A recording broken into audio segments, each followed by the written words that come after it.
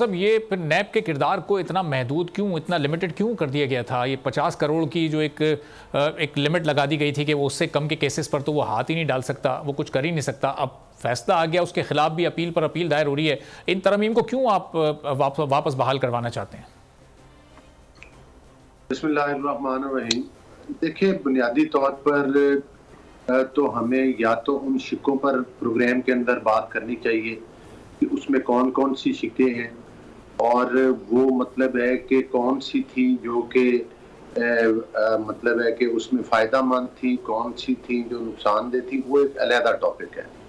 जहाँ तक आप 50 करोड़ वाली शिक कह रहे हैं तो इस बात की तशरीह गलत की जा रही है। एक्चुअली उस कानून की रूह के मुताबिक और उसकी तशरीह के मुताबिक ये था कि जो 50 करोड़ से नीचे की करप्शन है उसका केस जो है, उसकी इन्वेस्टिगेशन जो है वो कंसर्न उसके इदारे करें, जैसे एंटी करप्शन है, जैसे FIA है। और नैब के पास बड़ी करप्शन के, मेगा करप्शन के जो केसेस हैं वो जाए। इसका मकसद हरगिज ये नहीं था कि 50 करोड़ से नीचे कोई जो करप्शन हो जाए वो जायज है, और करप्शन तो 1 रुपए की हो या 50 अरब की हो, वो किसी न किसी इदारे में उसकी इन्वेस्टिगेशन होनी चाहिए। दूसरी बात ये है कि जो नैब की ये तरमीम हुई थी, जाहिर है मैं भी उस असम्बली का, पार्लिमान का हिस्सा था, मेंबर था, तो उसका ये सिर्फ ये नहीं है कि कोई PDM की जमातों ने कर दी थी, इसमें बेशुमार वकला की तंजीमों के वक्तन फक्तन मुतालबे आते रहे। उस वक्त की बार की तरफ से मुतालबा आया कि ये तरमीम होनी चाहिए, उनकी रोशनी में ये लेजिस्लेशन की गई थी और उसमें एक एक शिक जो ये अमेंडमेंट की गई थी उस पर तमाम स्टेक होल्डर के साथ मशावरत की गई थी और उस मशावरत के बाद ये लेजिस्लेशन की गई थी। और इसीलिए जो है मतलब है कि वो ये जो सारा कुछ इम्प्लीमेंट कानून साजी हुई, और जाहिर पार्लियामान का काम है कि वो उस पर कानून साजी करे। यहाँ पर मैं आपको एक मिसाल दूंगा कि जो ख्वाजा साहब रफीक साहब की बेल हुई थी उसमें एक जजमेंट आई थी जज साहब की तरफ से, उन्होंने कहा था कि नैब वो इदारा है जो ताकत के टूल के तौर पर इस्तेमाल होता है, नैब वो इदारा है जो वफादारियां तब्दील करने के लिए इस्तेमाल होता है, नैब वो इदारा है जो पॉलिटिकल पार्टीज को तोड़ने और बनाने के लिए इस्तेमाल होता है। तो मकसद ये है कि इस इदारे की को इसलिए तो कतई तौर पर, और ये आमिर जो थे उन्होंने बनाया था, ये परवेज मुशर्रफ के टाइम में बना, फिर उसके बाद भी ये चलता रहा, तो ये बड़ी देर से सियासी अली गौर साहब, आपने कहा कि मुशावरत जो की उसमें सारे स्टेक होल्डर्स शामिल थे उस मुशावरत में, लेकिन उन तमाम स्टेक होल्डर्स में उस वक्त की अपोजिशन जमात शामिल नहीं थी। जाहिर है अगर वो होती तो फिर ये मामला अदालत में इस तरह से ना जाता और फिर ये फैसला भी ना आता। नहीं, बात ये नहीं है। देखें, अपोजिशन तो जमात वो होती है जो असम्बली के अंदर हो, और जो पहली बात तो ये है कि ये भी एक क्वेश्चन मार्क है जो 9 मई के वाकयात हुए उसके बाद उनको सियासी जमात कहना भी मुनासिब नहीं है। और दूसरी बात ये है कि वो तो सिर्फ उस वक्त असम्बली के अंदर बैठते हैं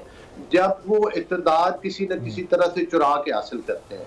ऑपोजिशन का किरदार तो उन्होंने असम्बली के अंदर और बाहर कभी किया ही नहीं। बाहर वो इंतशार का किरदार अदा करते हैं, असम्बली के अंदर वो मतलब है कि किसी न किसी बहाने, कभी इस्तीफों के बहाने, कभी बाईकाट के बहाने वो असम्बली का हिस्सा नहीं रहे। आपने देखा कि 3.5 साल, लेकिन अली गौर साहब, ये अब आप कह रहे हैं कि 9 मई के बाद उनको उसको सियासी जमात ना कहा जाए, तो मुल्क के इस वक्त निगरान prime minister, caretaker prime minister Anwarullah Kakar साहब ये कह रहे हैं कि वो जो लोग 9 मई में मुलविस नहीं है और उस जमात से उनका ताल्लुक है वो आए इलेक्शन लड़ें। मौलाना फजलुर रहमान जो PDM के सरबराह थे और PDM की गुज़िश्ता हुकूमत थी, उनकी मुलाकातें हो रही हैं उनके रहनुमाओं से।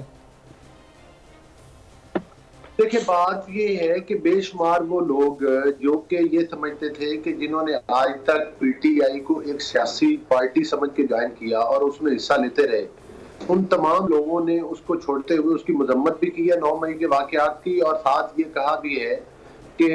जो 9 मई का वाकया है, इनके जो बड़े सीनियर लीडर थे जिन्होंने उस पार्टी को छोड़ा, उन्होंने कहा कि इसकी सारी प्लानिंग खुद चेयरमैन PTI की तरफ से थी और उन्होंने हिदायत दी थी, और उनका मकसद ही ये था कि पाकिस्तान के इदारों के ऊपर चढ़ाई करना, पाकिस्तान की अफवाज के अंदर मतलब है कि कोई बगावत जैसी सूरत हाल पैदा करना, ये उनके मकासद और अज़ाइम थे। तो ये तो वही मकासद हैं जो पाकिस्तान के दहशतगर्द तंजीमें जो पाकिस्तान के लिए करने की कोशिश करती। जिस तरह से उस वक्त की इमलाक को नुकसान पहुंचाया गया, जिस तरह से शुहदा के मुजस्मों को तोड़ा गया और जिस तरह से उनकी बेहुरमती की गई और जिस तरह से उस रेडियो स्टेशन को भी आग लगा दी गई जिसने पाकिस्तान के बनने का ऐलान नशर हुआ था पेशावर के रेडियो स्टेशन का। तो इन लोगों से आप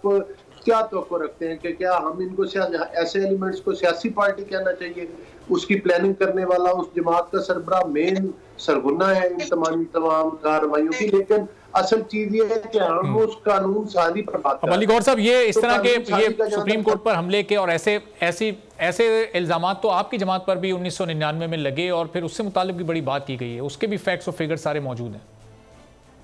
देखिए, बात ये है कि आपने एक बड़ा अच्छा सवाल किया है। वो सुप्रीम कोर्ट पर हमला नहीं हुआ था, सुप्रीम कोर्ट के अंदर एक हुल्लड़बाजी जरूर हुई थी और उस हुल्लड़बाजी का जो था नवाज शरीफ साहब हमारी पार्टी कायद और शहबाज शरीफ साहब ने जो थी वो मतलब बाद में उस पर एक दफा बयान भी जारी किया था कि उस पर माजरत का इजहार किया था। वो कोई हमला नहीं था, वो एक केस था जिसकी हियरिंग हो रही थी जिसमें कि हमारे कारकुनान जज्बाती हो कि उस वक्त का ये वाकया है। वो सुप्रीम कोर्ट के अंदर आए हुए थे तो जाहिर है उन्होंने कहा, लेकिन सजाद अली शाह के फैसले, फिर उसके बाद बंदयालवी फैसले, फिर उसके बाद साकिब निसारवी फैसले, फिर जिस तरह से एक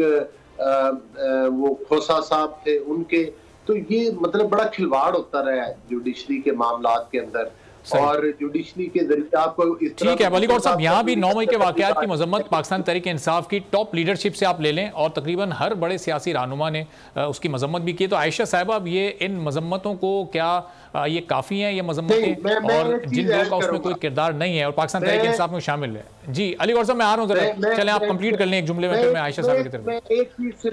चीज सिर्फ ऐड करूंगा छोटी सी। मैं ये कहना चाहता हूँ कि मजम्मत होती है जो गलती से छोटा सा वाक्य पेश आ जाए। मजम्मत इस चीज की नहीं होती कि आप चीजों को, आप मोटरवेज को जला दें, आप रेडियो स्टेशन को जला दें, आप कोर कमांडर हाउस, कायदे आजम हाउस को जला दें, आग लगा दें, आप हर वक्त मीडिया के ऊपर अपने इदारों के खिलाफ ट्रोलिंग करें, आप बगावत करवाने की कोशिशें करें, आप मुल्क में हर वक्त लॉकडाउन लगवाएं, आप सारा दिन मुल्क जहर